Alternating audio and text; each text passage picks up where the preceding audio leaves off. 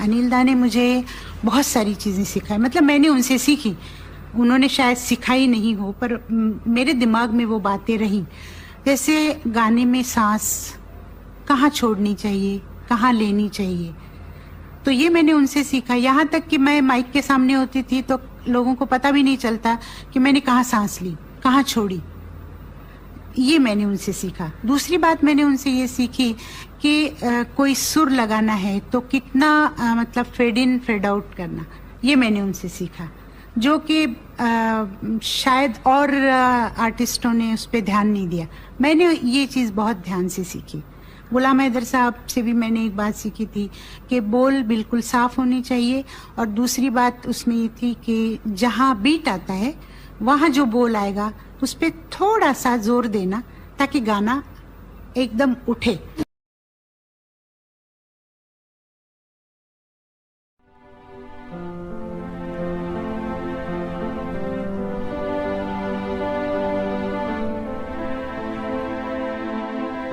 दूसरा जो वो कहते हैं तो उसमें वो बिलीव इन लगता है, उसमें प्रिटेंशन कहीं नहीं है, जो उनकी अपनी शख्सियत का हिस्सा है। जिंदगी में भी कहीं कोई प्रिटेंशन नहीं है, जो हैं वैसे ही हैं।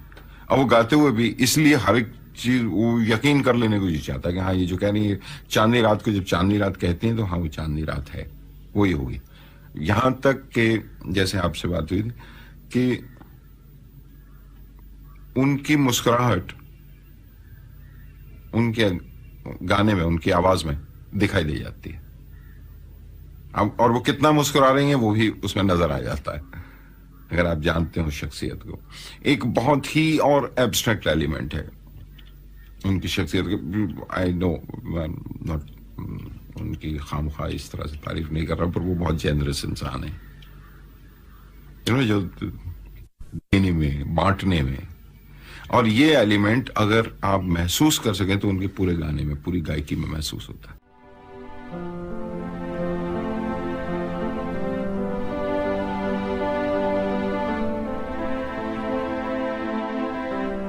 सब जगह हम लोग पैसे मतलब उसी वक्त नहीं लेते थे, तो पड़े रहते थे प्रोड्यूसर के पास। कई जगहों पे मेरे पैसे डूब भी गए, तो बाद में जाके हमने ये शुरू किया कि भाई पैसे वक्त पे लेने चाहिए, उसी वक्त ले तो अच्छा है। पर शुरू में पैसे कम आने का दुख नहीं था। उस वक्त जो काम हम लोग कर रहे थे ना, उसकी एक खुशी अलग थी। पर काम इतना ज्यादा था कि सुबह 2 गाने किए, दोपहर को 2 किए, शाम को 2 किए, रात को। तो सुबह निकले, रात के 3-4 बजे घर आए, उस वक्त खाना खाया, फिर सुबह 6 बजे उठ के तैयार होके रिकॉर्डिंग पे जाना है, तो फिर अपना ट्रेन पकड़ के जाते थे इधर से उधर।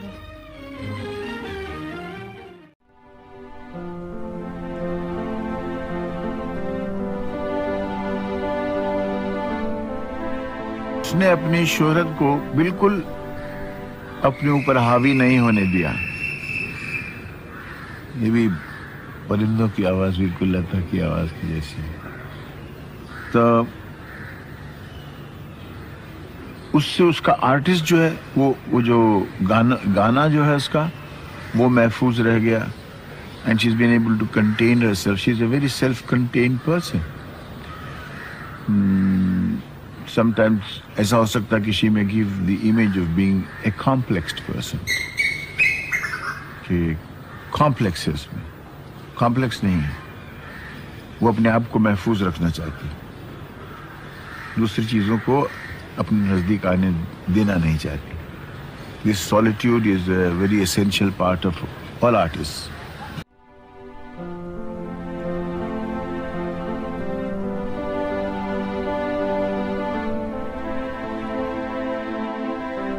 ये घंटे भर की ट्रेन का सफ़र था। रोज़ सुबह उससे जाती थी और फिर रोज़ शाम को वापस आती थी। उनका कहना है कि जहाँ मलाड स्टेशन से बहुत दूर था स्टूडियो, जहाँ हमें रोज़ जाके रिहर्सल करनी पड़ती थी, सीखना पड़ता था, तो लोग वहाँ उस ज़माने में तांगे चलते थे मलाड में, तो लोग उतरते थे, तांगा ले लेते थे और तांगे में चले जाते थे। मैं तो पैसे बचाने होते थे तो मैं पैदल ही जाती थी। इसमें एक किस्सा मैंने कहीं और भी सुना था कि एक मरतबा वो ट्रेन में ही बैठी थी तो इनका इंट्रोडक्शन हुआ। वो एक एक्टर से, वो भी वहीं लोकल ट्रेन से ही जाता था वहाँ शूटिंग में। तो बात हुई कि सिंगर हैं इंट्रोडक्शन किया गया और ये लता मंगेशकर नाम है इनका, अभी गा रही हैं फिल्म। कहने अच्छा अच्छा। अब ये क्या है कि देखिए महाराष्ट्र में गाना संगीत तो बहुत है, लेकिन ये जब हिंदी उर्दू में गाते हैं मराठी सिंगर तो कहीं ना कहीं एक्सेंट आ जाता है उनमें। ये बात जो है कुछ लता जी के दिल को छुप गई। कहले अच्छा, बाई टेम्परामेंट परफेक्शनिस्ट हैं कि जो काम करना है उसे फिर परफेक्टली ही करना है। तो वो तो नया नया ज़माना था, तो इन्होंने एक उर्दू टीचर रखा और इन्होंने अपने एक्सेंट पे, अपने प्रोनाउंसिएशन पे काम किया। और मैं आपको दावे से बोल रहा हूँ, मैं राइटर हूँ, दावे से बोल रहा हूँ कि मैंने लता जी के गाने सुने हैं और आप लोगों ने भी सुने हैं, मगर मैंने आज तक कभी उनका किसी लफ्ज़ का मिस प्रोनाउंसिएशन मैंने नहीं सुना।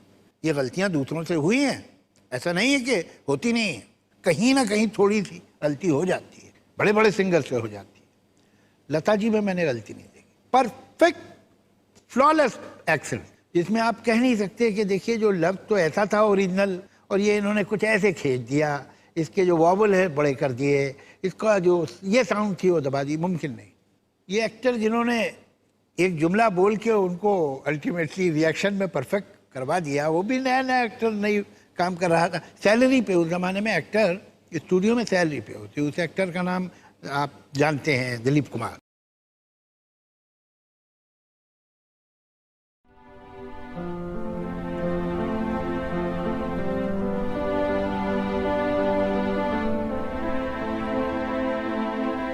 मैं गाने में बिल्कुल खो जाती हूँ, पर मैं ज़्यादा कोशिश ये करती हूँ कि पिक्चर पे जो भी मतलब कैरेक्टर है, क्या है, मतलब किस तरह का है, वो सोच के मैं ज़्यादा गाती हूँ। और उसके लिए मैं पहले पूछ भी लेती हूँ।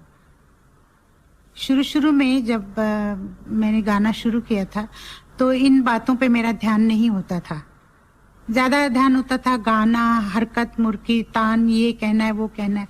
पर मुझे सबसे पहले मास्टर गुलाम हैदर साहब ने कहा था कि लता तुम ज़्यादा ध्यान दो बोलों पे और कौन गा रहा है स्क्रीन पे। उनमें एक बहुत बड़ी खूबी वो ये है कि वो जिस आर्टिस्ट के लिए गाती हैं वो उनके हिसाब से गाती हैं। वो शायद पहले पूछ लेती हैं और उन्होंने कहा भी था एक बार कि वो पता करती हैं कि ये जो मैं गाना गाने वाली हूँ किस पे पिक्चराइज होने वाला है, तो वो उस हिसाब से, उस अंदाज से गाती हैं।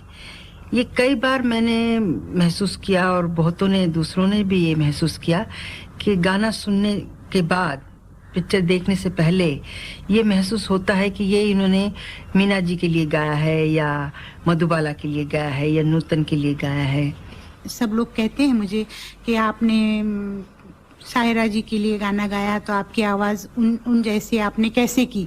हालांकि आवाज़ नहीं करती हूँ, पर मैं जब उनके लिए गाना गाती हूँ या किसी भी स्टार के लिए गाना गाती हूँ तो शायद थोड़ा सा सोच लेती हूँ कि इनके लिए अगर मैं इस तरह गाऊँ तो अच्छा लगेगा।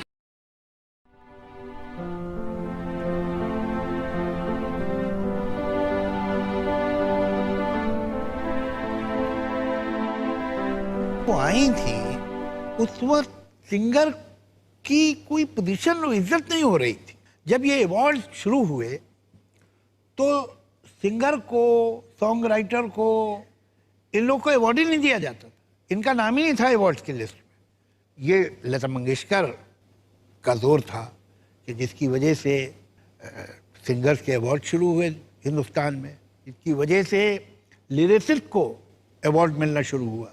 आप लता जी का कोई इंटरव्यू देखिए, आप लता जी का कोई बयान देखिए, वो जिस इज्जत से म्यूजिक डायरेक्टर्स की बात करती हैं, जिस इज्जत से वो दूसरे सिंगर्स की बात करती हैं, उसी इज्जत से वो हमेशा अपने राइटर्स की, जिनके गीत उन्होंने गाए, उनका नाम लेती है। और उनका ये कहना है कि गीत तो अल्टीमेटली जब तक उसके शब्द ही नहीं होंगे तो उसमें गाने में लुत्फी क्या है। और चलेगा तो वही कि जिसके वर्ड सही हैं, अच्छे हैं, कोई मीनिंग है उसमें, तब मुझे मौका मिलता है कि मैं उसे इंटरप्रेट कर सकूं, मैं उसमें कुछ बता सकूं। जो उनके उदासी के गाने हों, उनके खुशी के गाने हों, कोई से भी आप उनके गीत, उन्होंने एक एक शब्द का हक अदा किया है, कोई मिसप्रोनाउंसिएशन नहीं और कोई गलत स्ट्रेस नहीं। तो एक तरफ तो ये फन और दूसरी तरफ उनकी पावरफुल पर्सनालिटी, डिग्निटी। तो कई बार ऐसा हुआ कि बहुत बड़े कोई म्यूजिक डायरेक्टर हैं और उन्होंने लता जी से एक लाइन क्रॉस की, उनका ठीक है आप जाइए, कोई बात नहीं, आप किसी और को ले लीजिए, और छोड़ दिया काम करना उनके साथ। आखिर को 2 साल 3 साल 4 साल बाद फिर सुलह करनी पड़ी लोगों को। बड़े बड़े प्रोड्यूसर हैं, लता जी ने कहा मुझे रॉयल्टी चाहिए, एक बहुत बड़े प्रोड्यूसर, उन्होंने कहा जी हम तो नहीं दे सकते, आपको हम फिल्म में काम देते हैं, कोई मामूली बात है, आप हमसे रॉयल्टी मांगेगी। उनका तो फिर आप किसी और को ही दे दें, और नहीं किया उसके साथ काम। और फिर अल्टीमेटली उस प्रोड्यूसर डायरेक्टर को मालूम हुआ कि लता मंगेशकर की क्या वैल्यू है, और उसे आना पड़ा।